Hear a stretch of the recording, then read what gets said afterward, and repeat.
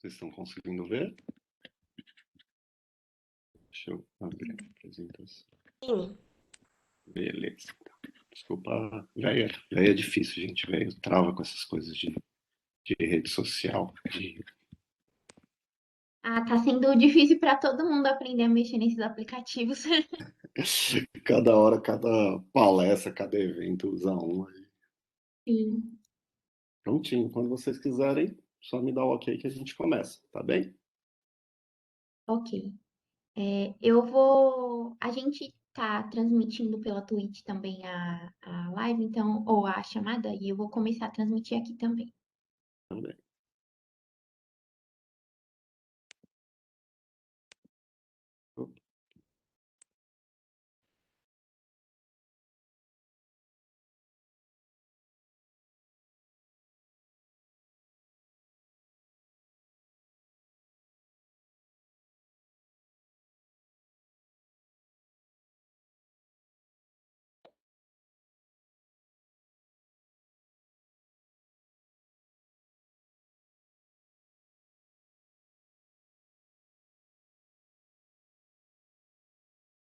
Olha aí, eu com o microfone mutado. É, falei por 2 minutos e o microfone estava mutado. Obrigada, Vitória. Então, voltando, hoje a gente começou a quinta semana da Química. E a gente já teve a primeira palestra, a gente está na segunda palestra do dia. Eu espero que vocês estejam aproveitando bastante o evento. No final da palestra, a gente vai colocar o QR Code para vocês preencherem o forms da lista de presença, que é como vocês vão obter o certificado de vocês. Para quem não conseguir ler o QR Code, a gente vai colocar no chat o link do forms para vocês terem acesso. Eu peço para que vocês mantenham o microfone de vocês desligado e a câmera desligada para que a chamada tenha uma melhor qualidade e não atrapalhe o palestrante. Como a gente falou na primeira palestra, a gente vai ter um sorteio durante o encerramento da Semana da Química, na sexta-feira, após a última mesa redonda. Então, eu espero que vocês participem de bastante atividades, porque quanto mais vocês participarem das atividades, mais chances vocês vão ter de ganhar o sorteio. E agora a gente vai começar a segunda palestra do dia, que é como a química da alimentação influencia na sua felicidade. O palestrante é o professor Davi. Ele é formado em Educação Física e Nutrição, atualmente cursando Psicologia e mestrando em Ciências da Saúde na FMABC, sendo ele um professor e pesquisador. Eu gostaria de passar a palavra então para o professor Davi. Eu gostaria que vocês aproveitassem a palestra e pode começar, professor. Obrigado. Primeiramente, boa tarde a todos, tá? Quero agradecer o convite aí, fiquei muito feliz pelo convite. Costumo falar mais em eventos relacionados à saúde, mas fiquei bem feliz por essa dinâmica que vocês estão fazendo aí de troca em relação à química, tá? Se alguém tiver alguma dúvida, quiser perguntar no final, durante, eu sou bem tranquilo quanto a isso. Eu tentei montar uma apresentação, fazer vocês pensarem um pouquinho, problematizar algumas situações, e eu espero que vocês gostem, tá? De coração. Eu acho que ela já me apresentou aí tudo que precisava. Eu trabalho na Faculdade de Medicina do ABC, e depois a gente conta um pouquinho mais da história. Eu costumo falar para os alunos que vocês têm que avaliar pela aula, não pelo currículo. Mas vocês já viram que eu sou nutricionista e daí que vem a relação com os alimentos, né? Então, eu acho que quem se interessou por essa palestra já deve estar vindo com uma presunção que eu vou tentar quebrar com vocês. Talvez vocês estejam pensando assim: eu vou assistir essa palestra, eu vou descobrir o que eu como para ser feliz. E eu já vou adiantar para vocês que não é tão simples assim.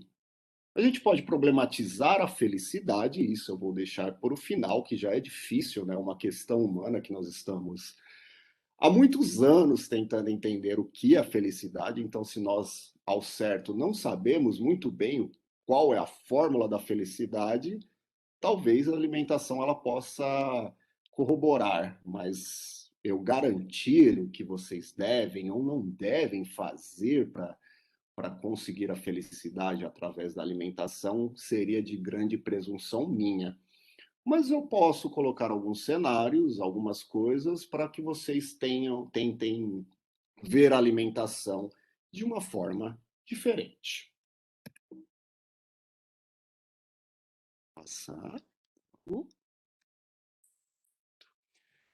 Primeiramente, quando nós falamos em alimentação, nós temos que pensar na questão fisiológica, né, no ato de comer, que eu vou abordar um pouquinho com vocês, e também nós podemos pensar no ato do comportamento da alimentação. Até porque, desde que nos conhecemos por gente, a alimentação está envolvida em tudo. Quando você briga com o seu namorado, com a sua namorada, provavelmente você come mais ou deixa de comer. Quando você vai comemorar alguma coisa, algum acontecimento da sua vida, é muito comum que você reúna alguns amigos e fale: vamos comer, vamos num japa, vamos beber. Então, o ato de comer, ele é muito mais ele é tão comportamental quanto fisiológico. E para abordar esse lado comportamental, eu vou abordar alguns conceitos com vocês de filosofia, vou mostrar um pouquinho da visão da psicologia e um pouquinho do que a neurociência aí também nos aponta em questão de escolha e por que nós escolhemos certos alimentos. Será que é só porque nós gostamos deles? Será que todas as escolhas são conscientes? E como não importa aquilo que eu acho, eu vou sempre pautar todos esses fundamentos dentro desses três pilares, tá? Levando em consideração sempre essa questão fisiológica da necessidade de comer, junto com esse lado comportamental, mesclando com essas três partes.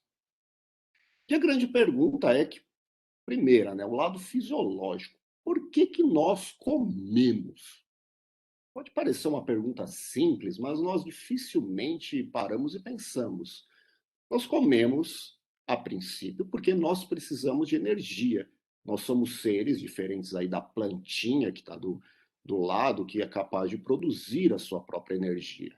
Então, fisiologicamente, nós precisamos comer para produzir energia para fazer qualquer coisa que você queira, ou também para não fazer nada.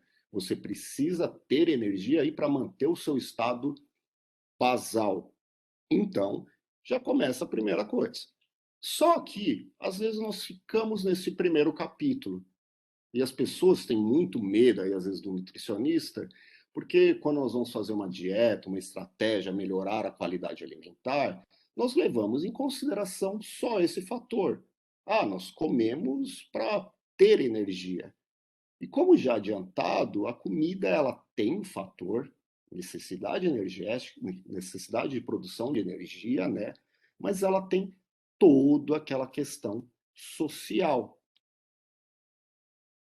E o primeiro ali a começar a problematizar um pouquinho aí da alimentação e da própria felicidade, para nós entrarmos nesse assunto, foi Maslow. Eu acho que todo mundo deve ter já escutado falar de Maslow, principalmente do ensino médio, né? Quando você vai estudar para vestibular, aí você aprende aquela pirâmide de Maslow, que embaixo você tem as suas necessidades básicas a serem completas. Então, você precisa dormir, você precisa comer bem, você precisa ter as suas necessidades fisiológicas, do próprio sexo e do banheiro.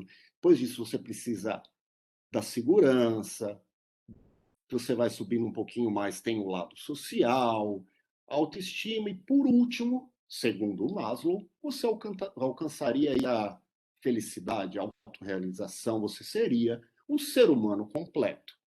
Aí você vai falar, porra, Davi, eu já estudei muito isso no ensino médio. Qual que é a grande chave?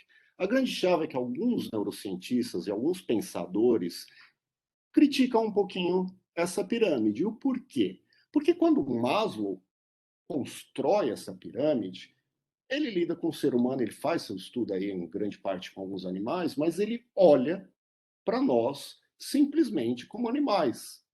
E ele esquece de um fator que o filhote humano, o bebê, ele é muito diferente, por exemplo, de qualquer outro filhote do mundo animal.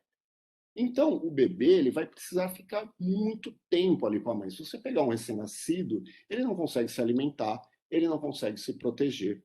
E para os nossos ancestrais, isso foi criando circuitarias neurais no qual o nosso lado social provavelmente está ali muito junto com as nossas necessidades básicas.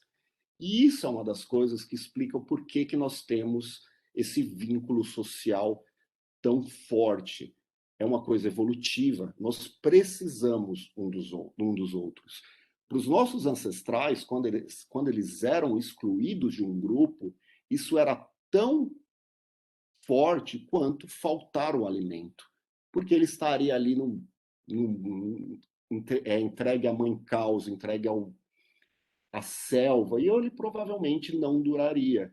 Então percebam que com toda a fala que eu já construí, essa necessidade social, já desde um pensamento aí animal, no nosso caso, ela acaba se mesclando. E é por isso que, conforme fomos evoluindo, a alimentação e o social sempre esteve ligado. E eu já deixo já alguma coisa para vocês pensarem. Talvez se existir uma possível fórmula para a felicidade, será ela mesclando essas duas linhas.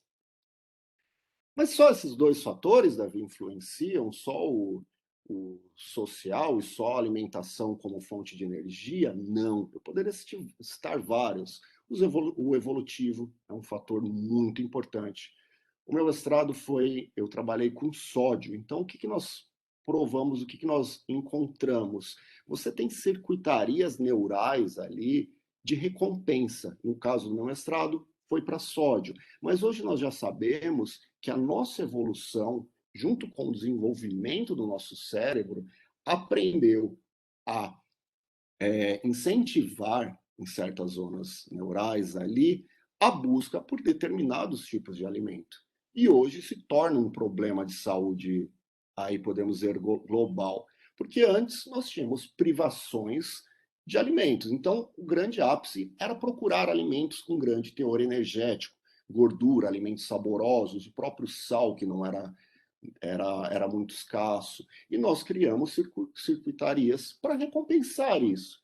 E o que, que aconteceu? A sociedade está mudando muito rápido. Hoje nós temos alimentos com grande densidade energética em quase todo canto. Isso já é um primeiro problema. Nós temos fatores individuais. Cada ser humano é um. E eu vou conversar também um pouquinho disso daqui a pouco com vocês. Então pode ser que você tenha um irmão gêmeo e ele odeia carne e você ama carne. A individualidade, quando você vai pensar em construir qualquer estratégia, o que comer, o que não comer, é um dos fatores mais importantes, porque cada ser humano é único. Você tem o fator social, que eu já citei um pouquinho aqui para vocês. Temos o fator econômico também. Não adianta eu falar para vocês que o caviar é a fonte da felicidade através da alimentação. Mas será que eu vou conseguir dar caviar para todo mundo? Será que eu vou ter caviar disponível para todo mundo? Será que o fator econômico vai ser viável para todos? Fatores culturais, assim como os fatores religiosos. Você está inserido dentro de crenças, dentro de uma cultura. Por mais que você fale, não, eu sou descoladão, eu não. Você tem um certo viés de gostar ou não gostar por dentro daquele ambiente que você está inserido. Fator afetivo, né? Como eu já falei, é um alimento que te recorda a sua avó. Quem não tem aquela comida que quando você sente o cheirinho, você fala, nossa, isso me recorda a minha avó, o meu avô, parece que eu estou na cozinha deles. Ou aquele alimento, aquele prato que você, às vezes teve uma discussão na mesa, você brigou com alguém e você fica, sempre que você vê aquilo, te traz uma conotação. Fatores familiares.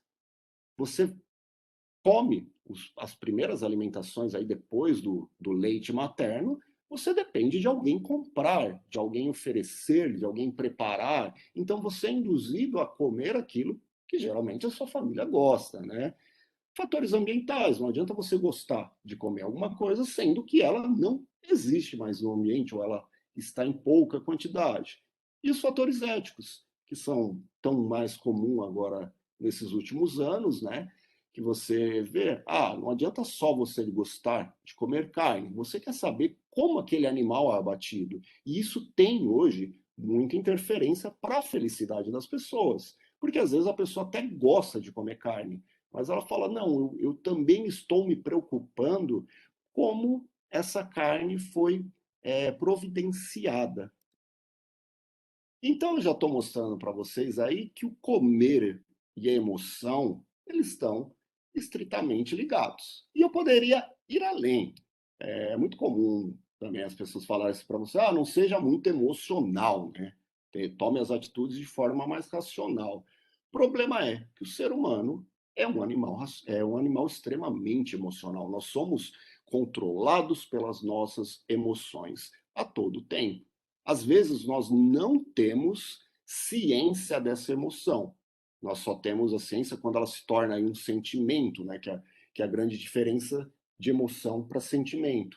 Emoção são estados fisiológicos que você está o tempo todo. Às vezes elas não chegam a entrar numa cadência que você perceba, mas quando você percebe, ela acaba mudando a nomenclatura e nós chamamos ela de sentimento, mas você está todo tempo ali, ou entediado, ou com um pouquinho de medo, ou feliz, e essas emoções nada mais são que estados fisiológicos e fizeram parte da nossa evolução. Então, muito cuidado, às vezes, quando você fala para a pessoa, não deixe a emoção te guiar, porque a emoção, ela entra num estralar de dedo e você não controla. É a mesma coisa que você fala para uma pessoa: fique na frente de um leão faminto e não sinta medo. Você não controla. Você pode meditar, segurar, você vai sentir medo.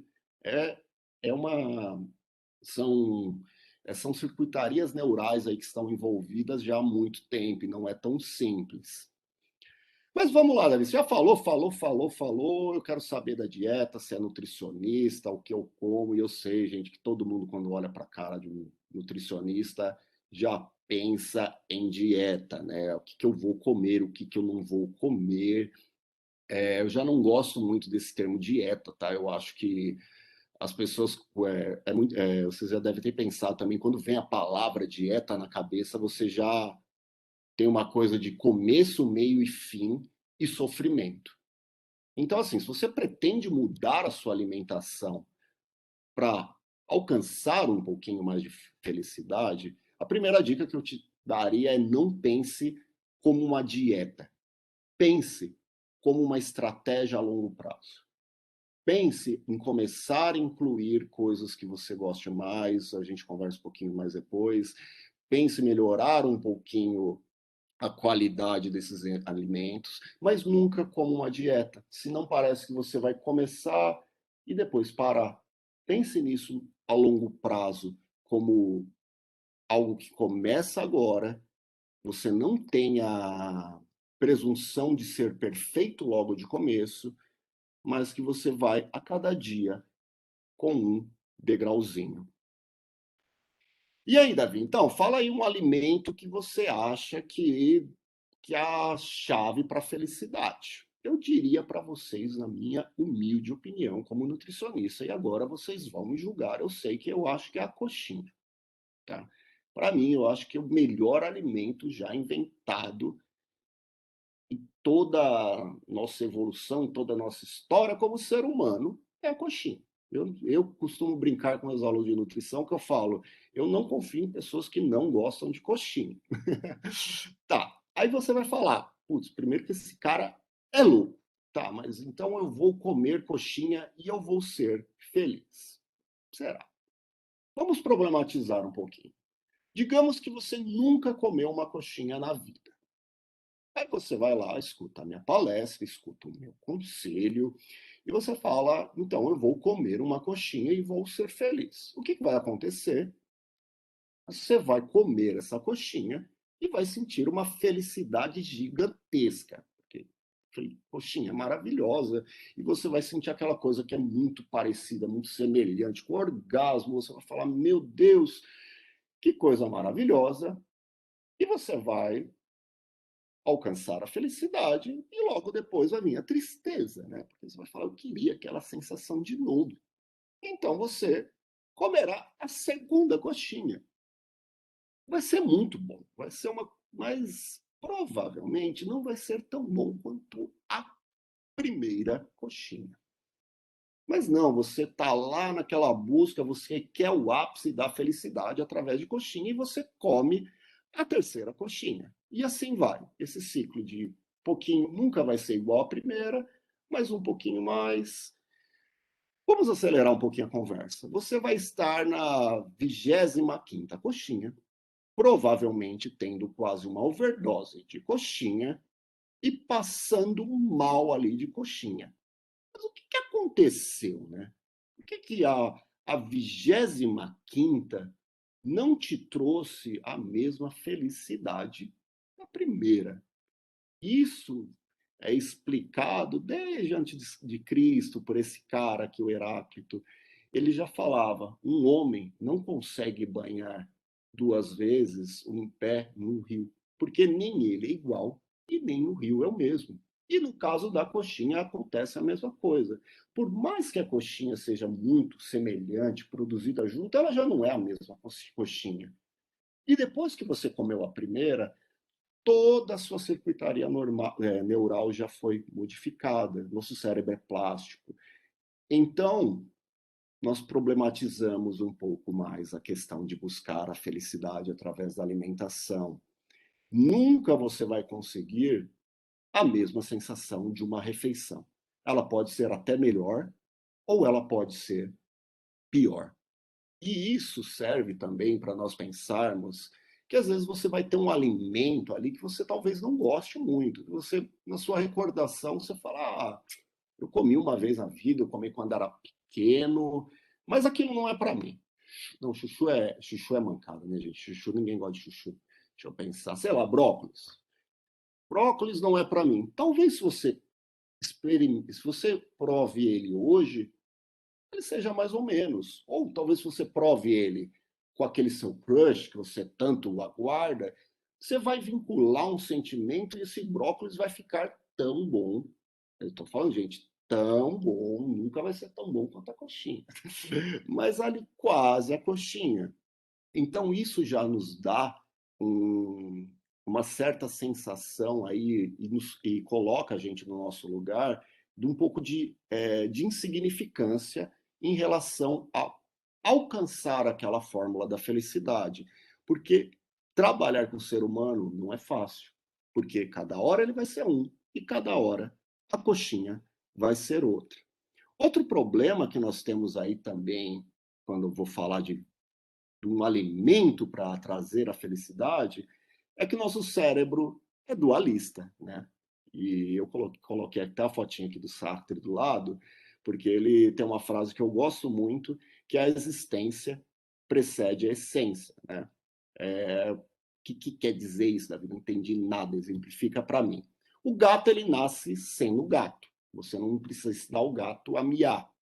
Você não precisa ensinar o gato a pular. Ele já nasce com aquele arcabouço de mecanismos pronto. O ser humano é um pouco diferente, né? Ele nasce meio vazio. E a gente vai descobrindo o que gosta, o que não gosta, no decorrer da nossa vida. Por isso, então, eu estou mudando, vocês deixarem, mas assim, um conselho também que eu dou para os alunos que estão começando. Não é errado você reinventar a sua vida, tá? Às vezes vocês começam a faculdade e falam, puta, Davi, não gostei disso, não estou na área. Reinventem, porque vocês não têm manual de instrução. Primeiro vocês precisam experimentar, para depois descobrir aquilo que gosta ou não. Mas aonde raios encaixa o dualismo nisso? O problema é que nosso cérebro é dualista. Ele quer sempre enquadrar as coisas nos bloquinhos de anjinhos e diabinhos. E isso inclui o alimento. Quem nunca escutou aquilo? Ai, o ovo faz mal. Ai, ou então vocês esperavam que eu falasse, ai, tal alimento é, do, é, é muito bom, assim, para a felicidade. Nós queremos encaixar as coisas, nós queremos colocar alimentos muito bons ou alimentos ruins, mas nós vamos ter que pensar no contexto sempre. Não vai ser não vai ser um salgadinho que vai estragar a sua dieta, mas sim o excesso dele. Não vai ser um alimento que vai te trazer a felicidade, mas você conseguir completar ali. Ter uma dieta mais balanceada, ter uma construção de todos os macros, não faltar uma vitamina. Isso fica para uma outra palestra, vocês vão ter que passar no nutricionista. Mas assim, mas é instintivo, e não só com a alimentação, com tudo. Outro exemplo, para facilitar vocês a gravarem. Imagine você que você teve um relacionamento de 9 anos e 10 meses, perfeito. Aquela pessoa demais, assim, sabe aquela pessoa que você conheceu, que te levava para o motel e colocava pétalas de rosa, que fazia surpresas, que sabia de todos os seus gostinhos, que aquela pessoa que nem até o peido era cheiroso. No último, depois de 9 anos e 10 meses, você descobre que aquela pessoa te traiu um caso com o seu melhor amigo ou a sua melhor amiga. O que acontece? Você pega ela que estava aqui nesse bloquinho da perfeição e joga ele no bloquinho do diabo vestido, diabo ao quadrado. Concordo com você, mas se nós formos pensar estatisticamente, uma pessoa que foi 9 anos e 10 meses muito boa para você e fez uma falha, cientificamente, ela foi uma pessoa muito boa. Mas eu dou esse exemplo porque realmente quebra, assim, você fica, não é um filho da puta. Mas ao mesmo tempo você pensa, não, mas faz sentido nisso que ele está falando. Se ele foi em grande parte, ele me fez feliz 9 anos. Então perceba como o nosso cérebro dificilmente consegue trabalhar com coisas ambíguas. E isso nada mais é que a nossa essência dualista. Nós queremos sempre enquadrar. E isso vai voltar aquilo que nós falamos do alimento. O cara está falando aí de meia hora, o que eu quero saber, o que eu como para ser feliz. Nós queremos enquadrar, nós queremos ver a nossa vida em branco e preto, mas infelizmente ela tem muito mais cor, então não vai dar para tudo você enquadrar. E o que a psicologia fala disso? Né? Não, Davi, você está falando, mas dá um exemplo aí de psicólogo. Será que tudo é individual? Será que não tem uma fórmula? O professor Skinner, que está da direita, ele acreditava que tudo poderia ser controlado ali, tá? E eu acho que ele não está errado, porque se nós formos pensar McDonald's, em diferentes culturas, o McDonald's funciona. É incrível, né? Então, alguma coisa, não só o McDonald's, você pegar empresas muito grandes que lançam produtos mundiais ali, parece que eles beiram uma fórmula que tende a agradar, não é todos, mas a grande maioria da população. Então, provavelmente, nós temos mecanismos e algumas coisas parecidas. Então, dá para ter um metabolismo basal, que no caso eu diria que é a coxinha. Eu acho que todo mundo deveria gostar de coxinha. Mas nós temos também, do outro lado, o professor Carl Rogers. E ele falava o inverso, ele falava aquilo que eu comecei. Ele falava, meu, cada ser humano é único, cada ser humano é individual e não vai existir uma fórmula que se aplique a todo mundo. A grande pergunta é, quem está certo? Na minha humilde opinião, os dois. Os dois beiram ali, de maneira brilhante, certa exatidão. Mas, ao mesmo tempo, em ambas as teorias ali, podemos dizer que se você conseguir fazer uma mescla das duas, você vai conseguir aí encontrar, talvez, no futuro, uma fórmula para uma alimentação universal. Outra coisa que é muito importante também quando nós vamos pensar na alimentação, né? Que eu preciso pensar, Davi?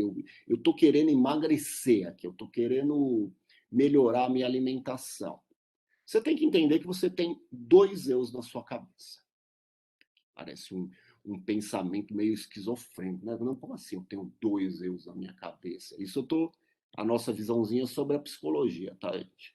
Quem nunca no chuveiro, eu faço muito isso. Só talvez só seja comigo, mas eu faço bastante. Você conversa com você mesmo, assim, putz, porra, Davi, você não deveria ter feito isso, amanhã eu vou fazer isso. Se você já fez isso na sua vida, são os dois eus, eu só choro, são os dois eus conversando. Você tem um eu, que é o eu projetivo, que é aquele eu que está o tempo todo pensando no futuro e pensando no passado. É aquele eu que vai se preocupar em se você tem que fazer uma dieta. Aquele eu que está se preocupando, ó, eu tenho que ir daqui, eu tenho que melhorar a minha alimentação para melhorar a minha qualidade de vida daqui a alguns anos. Eu preciso guardar um pouco de dinheiro. Então é aquele eu que sempre vai estar pensando no futuro e no passado. E você tem o eu experiencial, que é o eu do agora. É aquele eu quando você pula de paraquedas, é aquele que você não consegue pensar em nada além do momento. É aquele eu que, quando você está comendo um prato de comida muito gostoso, você esquece do mundo, você está simplesmente degustando aquela comida. Mas eles ficam o tempo todo intercalando. Estudos mostram o quê? Quanto mais jovem você é, mais o seu eu projetivo é forte. Então, o jovem ela é cheio de plano, você está o tempo todo ansioso porque vai acontecer pensando no passado, então você fica sempre ali transitando. Por isso que algumas estratégias, assim como mindful, meditação, sempre vão tentar trazer você para o presente. Conforme você vai ficando aí mais velho, você percebe que muitos dos seus planos já foram realizados, então você aprende a degustar mais ali do atual. Quem não tem uma vozinha ou alguém da família mais velhinho e percebe como eles ficam felizes às vezes com coisas simples. Tipo, olha, filha, aqui a planta, olha que coisa bonita. Então, assim, a receita que eu daria para vocês, se vocês querem melhorar a alimentação dentro desses dois eus, vocês têm que encontrar um equilíbrio dentro disso. E várias ferramentas dentro da psicologia trabalham isso. Uma coisa que vocês podem fazer na alimentação de forma direta, tentem sempre quando vocês forem comer, aproveitar aquele momento. Então, evitar muita rede social, evitar ler notícia, aproveitem, estejam ali no ato da alimentação. Isso já vai ser uma garantia de felicidade. É, alimentos que ajudam a achar a felicidade. Até agora me falou.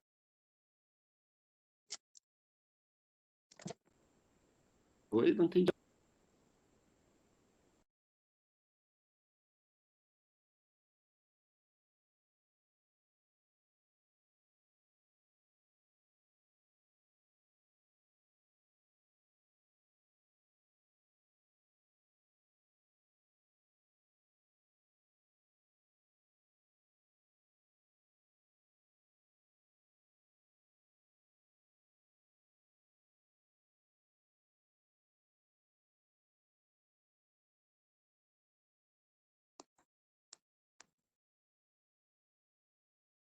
Professor, o microfone está mutado. O senhor poderia ligar, por gentileza?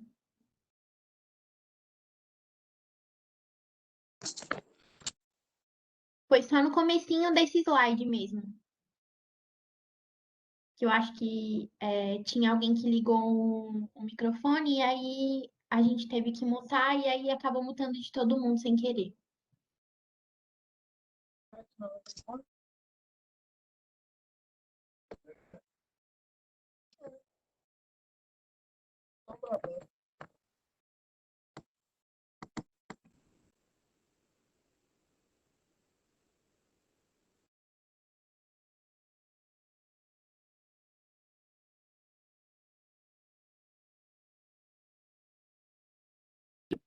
Pronto, achei. Tá saindo agora? Assim, obrigada, professor. Obrigado, gente. Qualquer coisa vocês me gritam.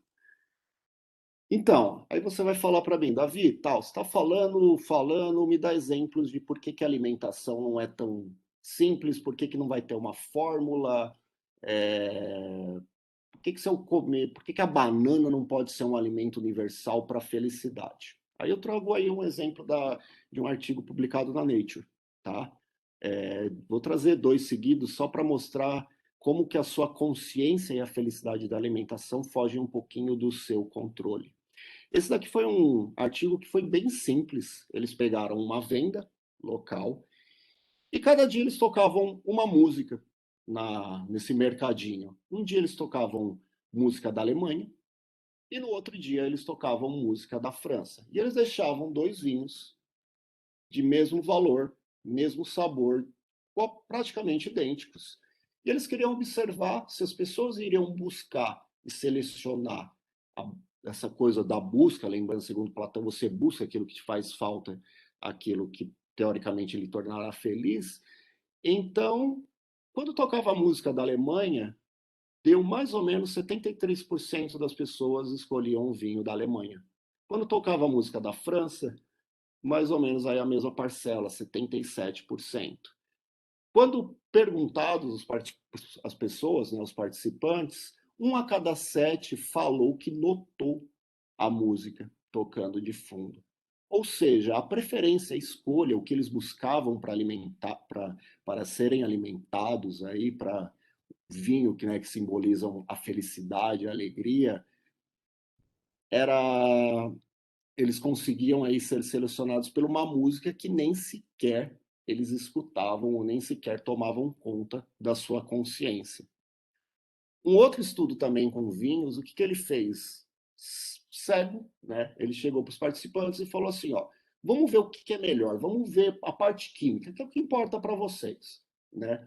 Vamos ver, mensurar ali as alterações da felicidade no cérebro dos participantes. Então eles pegavam para os participantes e falavam, ó, experimenta esse vinho aqui. Esse vinho custa $3. Tá? Esse vinho aqui, não, desculpa, 3 euros. E esse daqui, 18. Qual que é mais gostoso? A grande maioria ali falou que o vinho mais caro era o mais gostoso.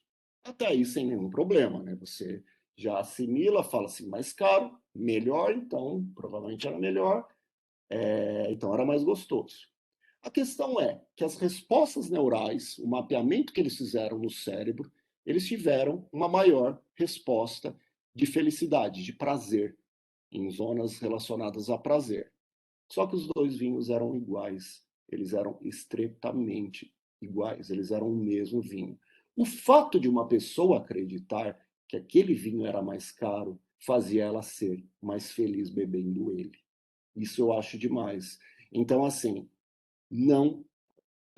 Volto aí ao primeiro contexto. A situação que você vai estar inserido é muito mais importante do que eu chegasse aqui para vocês e falar assim, come, gente, vamos comer alimentos ricos em triptofano, porque vai ser um precursor de serotonina. Sendo que a grande maioria dos estudos científicos não vão mostrar diferença. O contexto social e aquilo que você acredita dentro do alimento vai ser muito mais importante do que, às vezes, o próprio alimento, em consideração, levando aí um grupo que está com uma dieta ok, né? Uma dieta sem deficiência de nenhum nutriente. Então, chegamos aqui à questão do com quem você come é muito, às vezes, mais, ou então o ambiente que você tem é muito mais importante. E isso desde da época dos gregos. Evitar discussões, evitar um ambiente saudável, sentir aquilo que você come, estar no momento que você come, vai te trazer muito mais felicidade, é lógico, voltando dentro de uma dieta balanceada, do que o que você apenas come. Nós não somos simplesmente máquinas que transformam substratos em energia. Conselho do tio, então, preocupe-se mais com a pessoa que está do seu lado comendo do que muitas vezes com o próprio alimento, com ressalvas, né? A gente também não vai comer o reboco da parede. Sério, Davi? Sério isso que você não vai falar um alimento, vai deixar um alimento frisado? Não, porque o contexto ele vai ser muito mais importante. É lógico, como eu falei, a gente tem que ter certos micros, vai ter que ter triptofano na dieta, mas se você já come bem hoje, não acha que é comendo, e agora eu vou denegrir a minha coxinha, só comendo coxinha que você vai alcançar a felicidade. Não é só comendo uma bomba de triptofano que você vai estimular a produção de serotonina. Não vai funcionar assim. E por que isso? Aí aqui a gente fecha a palestra. Porque nós não falamos o que é felicidade. A felicidade é muito individual para cada um. Então, assim, eu posso te dar um mecanismo base, eu posso te dar uma situação base, você pode ter tudo, mas o que é felicidade? E aí eu não posso falar o que é felicidade para cada um, eu não posso me ousar também debater anos de filosofia aí que já estão falando o que é felicidade, mas eu posso falar o que é felicidade para mim. E para dar esse exemplo, eu vou usar uma história da mitologia grega, que foi depois puxada aí pela mitologia romana, tá? Que é a história da Guerra de Troia. Aí que você vai falar agora, esse cara tá louco. O que, que tem a ver a Guerra de Troia com felicidade? Para quem não lembra, a Guerra de Troia, vou fazer de forma bem resumida aqui, aconteceu por causa de uma traição ali, o cara foi roubar a mulher de um e começaram os gregos a guerrear com os troianos, e essa guerra começou a se estender, e existiam vários reis ali da Grécia, né? E um deles era Ulisses, que morava em Ítaca. E Ulisses foi convocado, e ele não queria ir para a guerra de jeito nenhum. Porque ele falou: Meu, o que eu tenho a ver com a guerra dos outros? Eu estou aqui de boa com a minha mulher Penélope, que eu amo pra caramba, e eu não quero ir para essa guerra. Afinal de contas, final da história, ele foi tão pressionado que ele teve que ir para a guerra. E Ulisses foi o cara que teve a ideia do cavalo de Troia. Foi ele que foi o grande responsável pelos gregos conseguirem a vitória. Só que a mitologia conta que durante a guerra ele furou o olho de um ciclope, né? E ele foi castigado ali pelos deuses. Então ele não conseguia voltar para casa. Depois que terminou a guerra, sempre acontecia alguma coisa aí dentro da Odisseia. Ele se perdia, ele não e ele queria, ficou anos e anos rodando ali em círculos, ele não conseguia. A última aventura que a Odisseia conta, ele cai numa ilha chamada Ilha de Penélope. E Penélope na mitologia era uma deusa aí de segundo calão, mas era uma deusa linda. E Penélope se apaixona por ele. Penélope prende ele, assim, mas assim, dava tudo que ele queria, era comida, bebida, pagodão na laje, tinha as ninfas dela, era aquela suruba, aquela orgia o tempo todo. E qualquer pessoa pode falar, então ele era feliz, ele tinha o amor de uma deusa. Não. Todo dia ele chegava, sentava na areia e chorava, porque ele queria voltar para Ítaca, ele queria voltar para a mulher dele. Mas sério, Davi, o cara tinha pagode, cerveja à vontade, open bar, festa, a deusa, as ninfas, que era tipo na época umas paquita, podia fazer orgia e ele não, porque o coração dele estava em Ítaca. Final da história, tanto ele chora que uma hora Zeus, né, manda devolver e fala: Ó, Penélope, porra, não dá, né? Penélope, desculpa, Calypso, não dá, libera o cara aí. E Calypso, que era a deusa, chega para ele e fala: Ó, vou ter que te liberar.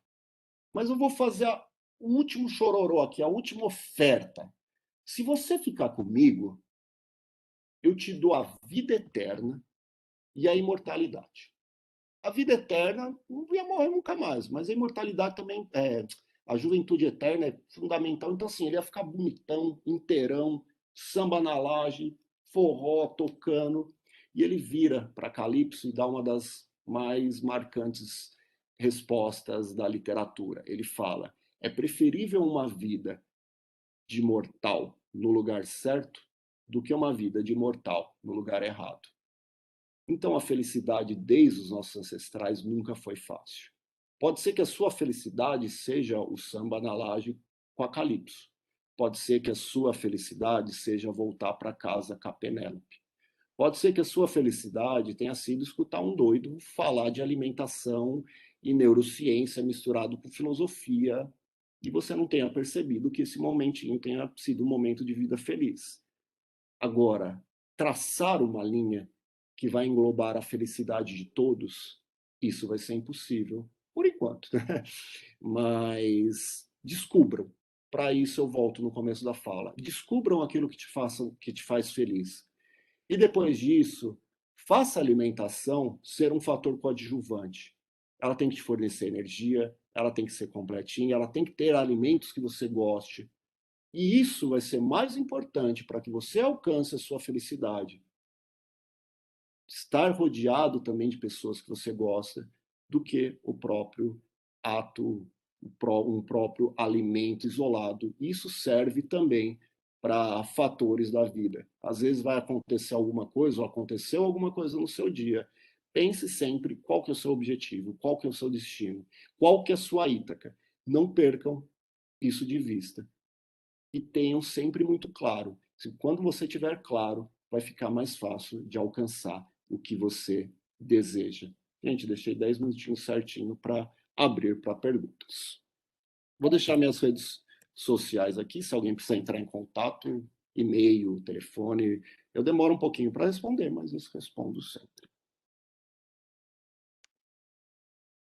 Bom, pessoal, muito obrigada, professora. A palestra foi maravilhosa. A gente tem vários elogios aqui no chat. Eu vou abrir aqui as perguntas. Se alguém quiser abrir o microfone para fazer pergunta, pode abrir, viu, gente? Boa tarde, gente. Boa tarde, professor. Primeiramente, sua palestra foi sensacional, maravilhosa. São palestras raras de se verem assim.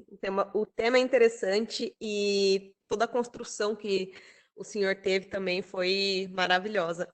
Eu queria fazer uma pergunta, mas eu acho que não está diretamente relacionada, né? A questão da alimentação e a questão da felicidade, né? Mas seria, por exemplo, a questão do vício alimentar. Quando a pessoa tem um vício, por exemplo, em açúcar, um vício em alimentos com gordurosos, coisas desse tipo.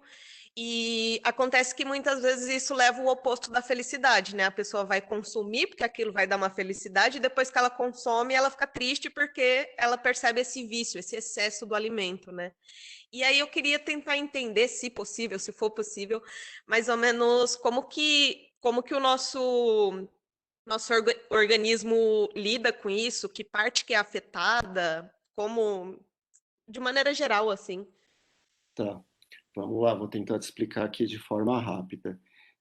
Você tem partes do cérebro aí, mecanismos para recompensa de certos substratos, assim como tem alguns artigos que mostram. Às vezes o pessoal exagera, vamos dizer do açúcar.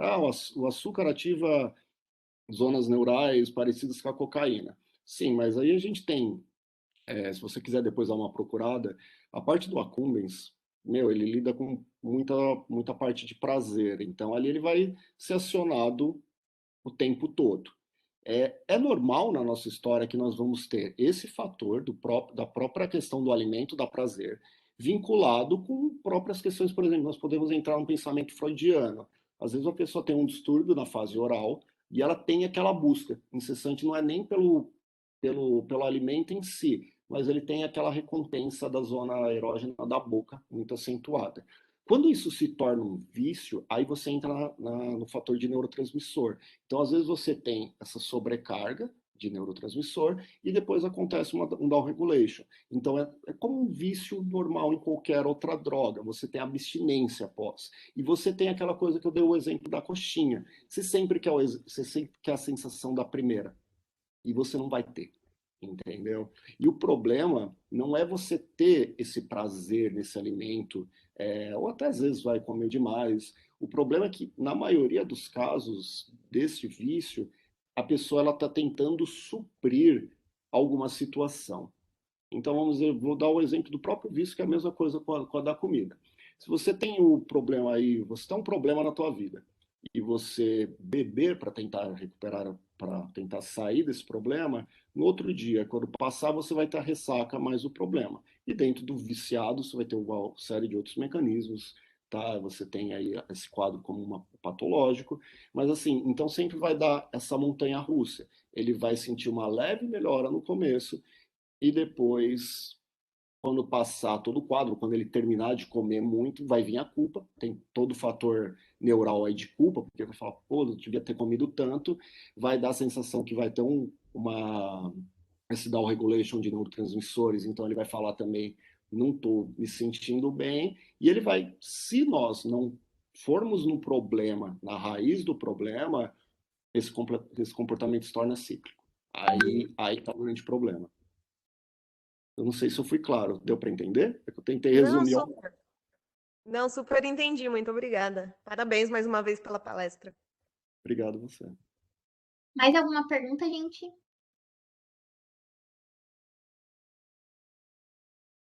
Aqui o Lucas está perguntando se existe algum livro sobre o tema que foi abordado, se tem algum livro que o senhor pode recomendar, professor. Agora você me pegou, Lucas. Vai ter desde a parte da filosofia, desde a alimentação. Ó. Tem o próprio Descartes, a própria parte de psicologia, mas acho que assim, se você quisesse Só me responde se você prefere mais filosófico ou mais pela parte de bioquímica, que aí eu já te dou um direto, senão eu vou ficar te dando listagem de livro aqui.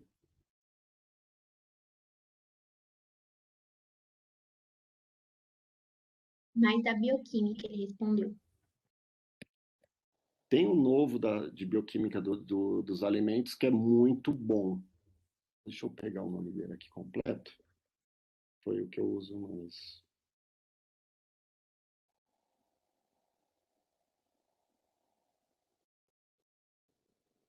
Deixa eu falar o nome errado.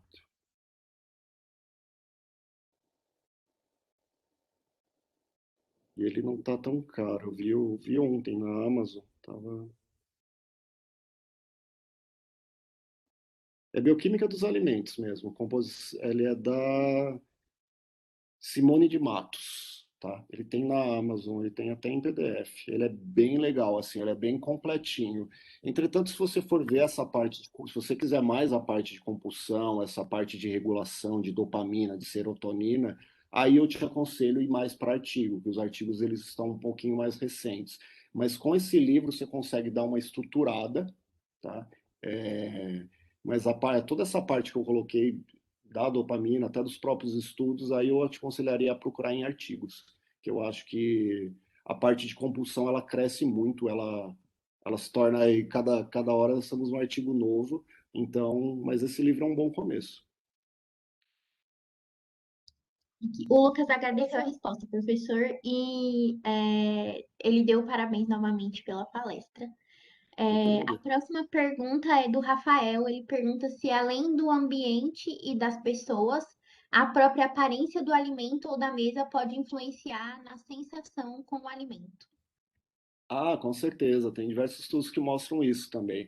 E isso vai do fator cultural, né? Se você perceber a própria etnia mais japonesa, assim, eles prezam muito para isso. Se alguém tiver algum oriental na família, às vezes, se o prato não, ou outras culturas, o prato não tiver tão perfeito, então isso é bem cultural. Mas existem alguns estudos que mostram também a aparência do alimento. Essa parte de seleção. Ah, lembrei até um outro. Se vocês quiserem um outro livro que é curto, que aborda essa questão, o Subliminar. Subliminar é um livro muito curto, ele mostra essa questão de como nós tomamos como nós fazemos escolhas e na grande maioria das vezes essas escolhas não estão conscientes, seja para o investimento, seja para escolher um alimento porque ele não está bonito, e ele é um livro que assim ele destrincha muitos outros artigos e é legal para quem quiser montar ou procurar a base. Ele é um livro bem curtinho, é fácil leitura, dá para ler em um dia aí, Mas é um livro bem gostoso, mas tem sim, tanto a questão do preço, né, de você achar mais caro, como eu mostrei, mas a própria apresentação desse alimento já vai ter grande fator no como você vai ver ou como você vai interpretar se é bom ou ruim. Também, professor, só para complementar, eu acredito que também o modo que esse alimento é preparado, né? O senhor veio falando assim na palestra, eu fui lembrando me associando, né, como que eu me alimento, e eu não gostava de berinjela há um tempo atrás. E depois que eu saí de casa assim para estudar, o pessoal vegetariano fez uma lasanha de berinjela, eu provei, nossa, eu amo comer berinjela hoje. Então, tem isso. Foi um prato feito a partir de um alimento que eu não gostava, que era berinjela, mas tinha coisa que eu gostava, que eu amo, que é queijo, que é molho. Então, essa questão do modo de preparo também influencia bastante. Sim, também tem a questão do paladar, né? Querendo, muitos de nós, eu falo por eu mesmo, eu fui experimentar que nem você, coisas às vezes mais na graduação, para falar, realmente eu não gosto disso. Testava várias preparações, porque você tem a questão da textura, às vezes você muda completamente a textura. Outra coisa que nós falamos quando é alimentação infantil, sempre tenta incentivar a criança a experimentar só o alimento, in natura, para saber se ele é o alimento único. Depois faz combinações, porque às vezes você não gosta do tempero que tem ali, não é do alimento em si. Então, mas tá perfeita a sua fala. Professora, eu queria também falar do caminho inverso, assim, e aí entrando na questão da dieta, né? Nutricionista, vamos falar da dieta, mas assim, Claro. em como o ato de comer em si, ele pode funcionar no sentido de te deixar infeliz. No sentido de, por exemplo, se a gente fica tão ficcionado com o nutriente daquele alimento, em como aquilo tem que me fazer bem, que você não coloca ali em questão o gostar ou o experimentar aquela refeição, a gente perde essa coisa orgânica, né, da alimentação, e isso acaba se tornando o caminho contrário, para te deixar infeliz, assim. Mas é mais Não, um é perfeito. comentário mesmo. Não, perfeita a sua fala. Tanto que quando eu fui montar a palestra, eu pensei até em focar mais na parte química. Aí eu pensei, né? Eu falei, meu, eles já vão ter, eu olhei as outras palestras, falei, eles vão ter muita química. E um dos meus medos era, como eu não sabia, eu falei, talvez vai ter um ou outro nutricionista, mas eu falei, se eu focar muito em um alimento ou em um substrato, para quem não é da área, vai criar um peso maior, que nem você falou, eu preciso agora comer isso, e é mais provável que eu destrua a alimentação dessa pessoa e eu complique do que aquilo aconteça de forma natural. Então, quando nós colocamos um peso na alimentação, e como acontece hoje em dia em rede social, você tem que comer isso porque tal blogueira colocou. Então, às vezes, isso acaba fazendo o caminho inverso, como você colocou de forma perfeita, e tornando uma coisa mais patológica do que sadia. A questão é, se a gente está procurando um alimento único para trazer felicidade, a gente já está falhando aí, na real, né? Porque se a gente fica dependente de achar esse alimento, né? Que busca é essa que a gente precisa ter para se sentir feliz, sabe? É muito esse caminho que eu fiz durante a palestra. Humana, né? Eu estou para te dizer que a história é que assim, a minha palestra acabou puxando para o meu lado, que é alimentação. Mas a história da humanidade, é genial a sua colocação. Assim, nós sempre queremos alguma coisa como se fosse o santo grau da felicidade. Quando eu chegar nisso, Exatamente. aquela Exatamente. coisa do amor platônico. Quando eu tiver aquilo, eu vou ser feliz. Mas é quando você tem, você descobre que passou, aí você tem que colocar um outro objetivo. Então acaba virando o cachorrinho atrás do rabo. Gente, Totalmente. vai dar tempo Obrigada, de fazer só professor. mais uma pergunta Claro. aqui. O Dimas perguntou se existe uma correlação com a parte emocional e a taxa metabólica basal. A taxa metabólica basal e o Dimas, eu não lembro de ter lido nada sem não. Você tem ali, se você tiver ali, depende do estado emocional e a introdução de medicamentos ansiolíticos, sim, você pode, mas não é significativo, tá? Mas só pelo estado, a não ser por ansiedade. Ansiedade você tem muito estudos, aí você vai ter liberação de hormônio, mas assim, por leves oscilações que eu entendi que a sua pergunta, não, tá? Agora, por estado emocional de estar estresse muito tempo, ansiedade, sim. Isso a gente tem na literatura. Mas assim, de oscilação, por exemplo, a pessoa triste em relação a feliz, tem um gasto energético basal maior, não me recordo de ter visto. O Dimas agradeceu, professor, pelo esclarecimento. Agora a Imagina, gente vai excelente pergunta. finalizando aqui a palestra. Eu gostaria que, se vocês pudessem, abrissem os microfones para a gente dar uma salva de palmas para a apresentação do professor, que foi maravilhosa. Então,